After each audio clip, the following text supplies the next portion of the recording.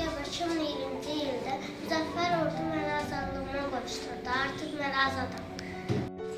Mən Füzuliyəm. 17 oktyabr 2020-ci ildə Müzəffər Ordu məni azadlığıma qovuşdurdu. Artıq mən azadam.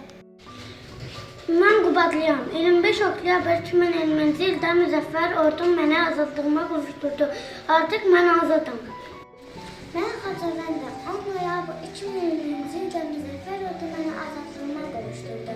Artıq mən azadam. Mən Ağdamam. 20 noyabr 2020-ci ildə Müzəffər Ordu məni azadlığıma qovuşdurdu. Artıq mən azadam.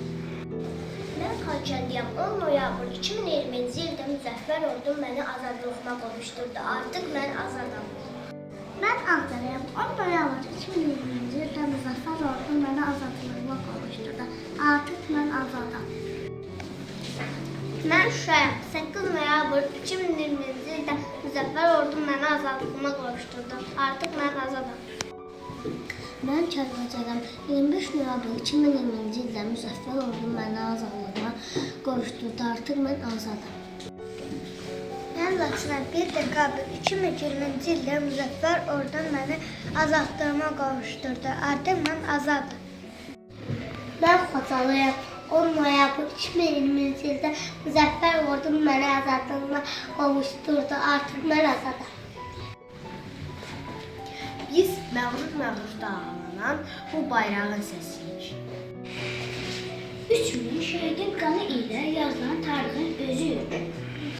Mən Xali Bülbüləm. Artıq öz doğma vətənimdən Şuşamda yenidən baş qaldıracağam. Mən şəhidin qanı ilə yazdığım tarixin davamçısıyam. Vətən mənə oxudu sənnədədim. Mamur olub qayasında bitərdim.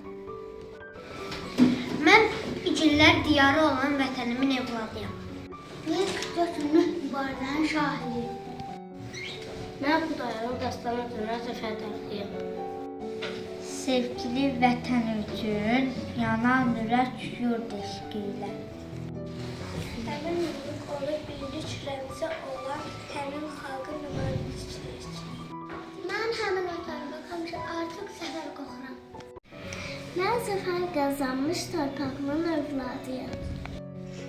Mən 30 illik cəsarətdən qurtulmuşam o vətənim.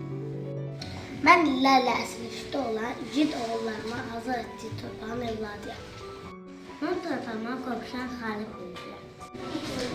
Mən şanlı ordusu olan Azərbaycanam. 27 sentyabr 2020-ci ildə başlanan bu mübarizəyə 45 gün sonra bir zəfər qazandırdı. Azərbaycan 8 noyabr zəfər günün mübarək.